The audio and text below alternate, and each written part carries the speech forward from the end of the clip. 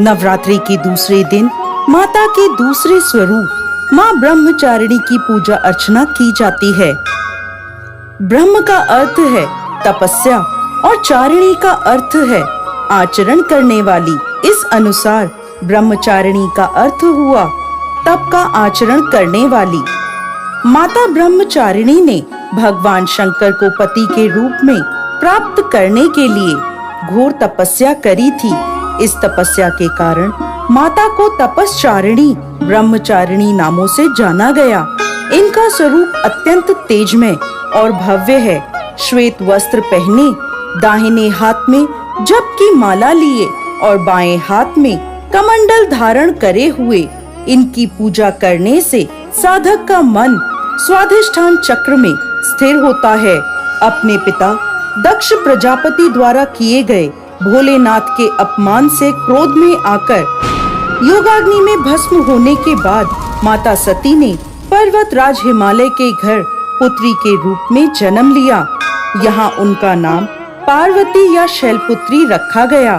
जब पार्वती बड़ी हुई, ब्रह्मा जी के मानस पुत्र देवर्षि नारद ने उन्हें दर्शन दिए और उन्होंने पार्वती जी को बताया कि यदि वह तपस्या की राह पर चले तो अपने पूर्व जन्म के पति भगवान भोलेनाथ को वो पति के रूप में प्राप्त कर सकती हैं।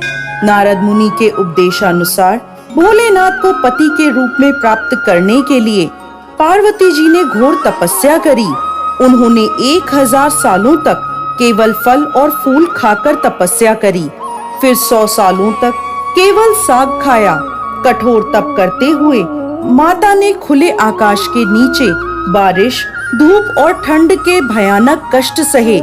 इतनी कठोर तपस्या करने के बाद 3000 सालों तक धरती पर गिरे हुए बील पत्रों को खाकर भोलेनाथ की पूजा अर्चना करी।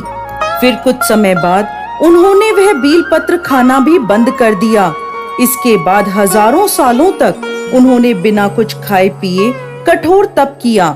इस तपस्या के कारण देवी का शरीर दुबला पतला और शीर्ण हो गया। उनकी यह निर्बल दशा देखकर उनकी माता मैना को बहुत दुख हुआ। उनकी इस कठोर तपस्या को देख तीनों लोकों में हाहाकार मच गया। सभी देवता, ऋषि और पुण्य आत्माएं माता की तपस्या की प्रशंसा करने लगे। अंत में देवी के तप से प्रसन्न होकर ब्रह्मा जी उनके समक्ष प्रकट हुए और उनसे पूछने लगे, हे देवी, आज तक किसी ने भी इतनी कठोर तपस्या नहीं करी। ऐसी तपस्या केवल आप ही से संभव है।